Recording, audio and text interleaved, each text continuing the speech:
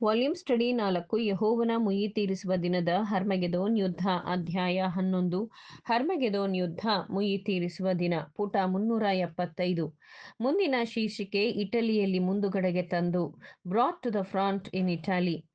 ಈ ದಿನಗಳಲ್ಲಿ ಪಡೆಗಳವರನ್ನು ತಮ್ಮ ಜೊತೆ ದೇಶ ನಿವಾಸಿಗಳನ್ನು ಗುಂಡಿಕ್ಕಲು ಆಜ್ಞಾಪಿಸಿದರೆ ಹಿಂದೆ ತೋರಿಸಿದಂತಹ ಅದೇ ವಿಧೇಯತೆಯನ್ನು ಕರ್ತನು ಆಶೀರ್ವದಿಸಿದವನಿಗೆ ತೋರುವರೇ? ಈ ಪ್ರಶ್ನೆಯು ಪ್ರಸ್ತುತ ಕ್ಷಣದಲ್ಲಿ ಹೆಚ್ಚಿನ ಅಂಶದಲ್ಲಿ ಈ ದೇಶದ ಜನರಲ್ಲಿ ನಂಬುವಂತೆ ಆಸಕ್ತಿ ಹುಟ್ಟಿಸಿ ಐರೋಪ್ಯದ ಮುಖ್ಯಸ್ಥರ ತಲೆಯಲ್ಲಿ ಗಮನ ಸೆಳೆದಿರುವುದು ಮತ್ತು ಕಳೆದ ಕೆಲವು ದಿನಗಳಿಂದ ಸಾರ್ವಜನಿಕರ ಮುಂದೆ ಇಟಲಿಯ ಸಂಸತ್ತಿನಲ್ಲಿ ತೀರ್ಮಾನದ ಮೂಲಕ ರಾಷ್ಟ್ರೀಯ ಎಂಬ ಪದಕ್ಕೆ ಪರ್ಯಾಯವಾಗಿ ರಾಜಯೋಗ್ಯ ಎಂಬುದಾಗಿ ಸೈನ್ಯದ ಅಧಿಕೃತ ವಿವರಣೆಯಾಗಿದೆ. ವಾದವಿವಾದಗಳು ಚಳುವಳಿಯನ್ನು ಬೆಂಬಲಿಗರ ಮುಂದೆ ಮಂಡಿಸಿದೆ. ಕಡೆಯಲ್ಲಿ ಮಂತ್ರಿ ಪಕ್ಷದಿಂದ ಸೋಲಿಸಲಾಗುವುದು.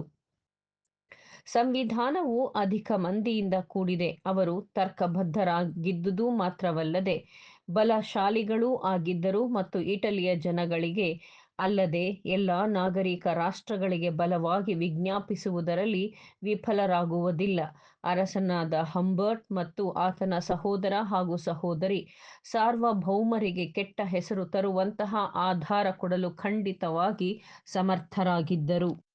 ಲೇಖನವು ಸೂಚಿಸುವುದೇನೆಂದರೆ ವಿಶೇಷ ಘರ್ಷಣೆ ಇಲ್ಲದೆ ಆಂಗ್ಲ ಸೈನ್ಯದ ಪಾಲಕರು ಕಳೆದ 3 ವರ್ಷಗಳಲ್ಲಿ ಯುದ್ಧದ ಸಚಿವಾಲಯವು ಪ್ರತಿನಿಧಿಸುವಂತಹ ಸಂವಿಧಾನಕ್ಕೆ ಕೊಡಲಾಯಿತು. ಆದರೆ ಹಿಂದೆ ಸೈನ್ಯವು ರಾಜಮನೆತನಕ್ಕೆ ಅಂಟುಕೊಂಡಿದ್ದಾಗಿತ್ತು. ಸೈನ್ಯದ ಪಾಲಕರು ರಾಜಮನೆತನದ ಅರಸರಿಗೆ ರಾಣಿಯ ಪ್ರತಿನಿಧಿಯಾಗಿ ಕಾರ್ಯನಿರ್ವಹಿಸುತ್ತಿದ್ದರು. ಅರಸಿಯು ಕಂಡಂತೆ ಅಸ್ವಾಭಾವಿಕವಾಗಿ ಅಲ್ಲ, ಸಾಕಷ್ಟು ಸಮಯದವರೆಗೆ ಸಾರ್ವಭೌಮತ್ವವನ್ನು ಉಳಿಸಿಕೊಳ್ಳಲು ಪ್ರಯತ್ನಿಸಿದಳು, ಆದರೆ ಪ್ರಯೋಜನವಾಗಲಿಲ್ಲ.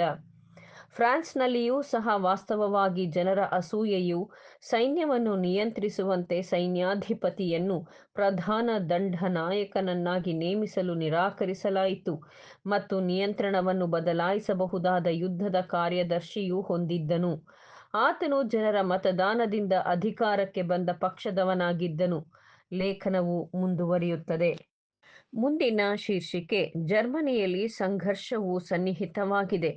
The conflict eminent in Germany.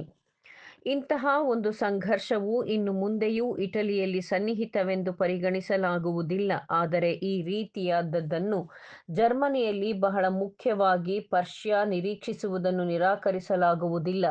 ಅಲ್ಲಿ ರಾಜಪ್ರಭುತ್ವ ಮತ್ತು ಜನರು ದಿನವೂ ಮತ್ತಷ್ಟು ವಿಭಜನೆಗೊಂಡು ದಿಕ್ಕು ತಪ್ಪುತ್ತಿದ್ದಾರೆ. ಚಕ್ರವರ್ತಿ ವಿಲಿಯಮ್ಮನು ತನ್ನ ಪಡೆಗಳಿಗೆ ಸಂಬೋಧಿಸುವ ಸಂದರ್ಭದಲ್ಲಿ ಆತನ ಇತ್ತೀಚಿನ ಎಲ್ಲ ಹೇಳಿಕೆಗಳು ಅಂತಹ ಒಂದು ಹೋರಾಟವು ಸಹಜವಾದುದೆಂದು ನಿರೀಕ್ಷಿಸಿದ್ದನು. ಗಮನಾರ್ಹವಾಗಿ ಹಿಂದಿನ ವಾರ ಬೀಲಾಫೆಲ್ಡ್ನಲ್ಲಿ ಹೇಳಿದ್ದನು. ಆತನ ನೆಚ್ಚಿನ ವಿಷಯ ಹೆಚ್ಚಾಗಿ ವಿದೇಶಿ ವಿರೋಧಿ ಶತ್ರುಗಳ ವಿರುದ್ಧ ಸಾಮ್ರಾಜ್ಯದ ಗಡಿಗಳಲ್ಲಿ ಮತ್ತು ರಾಜ್ಯಕ್ಕಿಂತಲೂ ಮುಖ್ಯವಾಗಿ ಸೈನಿಕನ ಕರ್ತವ್ಯವು ತಮ್ಮ ಜೀವನದ ರಕ್ತದೊಂದಿಗೆ ತನ್ನ ಸಾರ್ವಭೌಮ ರಾಷ್ಟ್ರವನ್ನು ಮತ್ತು ಆತನ ಸಿಂಹಾಸನವನ್ನು ಕಾಪಾಡುವುದಕ್ಕೆ ತಮ್ಮನ್ನು ಸಿದ್ಧರಾಗಿಸಿಕೊಳ್ಳಬೇಕೆಂಬುದಾಗಿತ್ತು. ನೌಕರರಿಗೆ ನೇಮಕ ಮಾಡುವ ಪ್ರಮಾಣದ ಕಾರ್ಯಕ್ರಮದಲ್ಲಿ ಅಧ್ಯಕ್ಷತೆ ವಹಿಸಿ ಆತನು ಸೈನಿಕರಿಗೆ ಸಂಬಳ ಕೊಡುವ ಜನರಿಗಿಂತಲೂ ತನ್ನನ್ನು ಸೇವಿಸುವುದು ಮೊದಲ ಕರ್ತವ್ಯವೆಂದು ಆಜ್ಞಾಪಿಸಿ ಹೇಳಲು ಮರೆಯುತ್ತಿರಲಿಲ್ಲ. ಮತ್ತು ಆತನು ಚಕ್ರವರ್ತಿಯ ಉಡುಪು, ಅಂದರೆ ಸಮವಸ್ತ್ರ, ಅದರ ಬಗ್ಗೆ ವಿವರವಾಗಿ ತಿಳಿಸಲು ಆಯಾಸ ಪಡಲಿಲ್ಲ. ಆತನು ಇತರ ಚಕ್ರವರ್ತಿಗಳಂತೆ ವಿಶಿಷ್ಟ ಸಮವಸ್ತ್ರವನ್ನು ಆಯ್ದುಕೊಳ್ಳಲು ಗಣನೆಗೆ ತಂದುಕೊಂಡನು. ಅದು ರಾಜ್ಯದ್ದಲ್ಲ, ರಾಷ್ಟ್ರದ್ದಲ್ಲ, ಬದಲಾಗಿ ಚಕ್ರವರ್ತಿಯದು.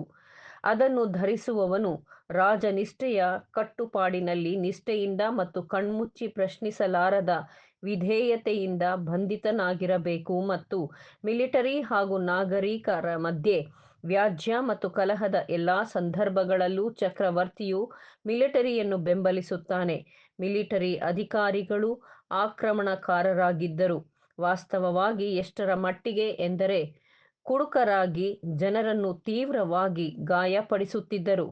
ಕೆಲವು ಪ್ರಸಂಗಗಳಲ್ಲಿ ನಿರಾಯುಧ ಅಪಾಯಕಾರಿಯಲ್ಲದ ನಾಗರಿಕರನ್ನು ಕೊಂದಿರುತ್ತಾರೆ.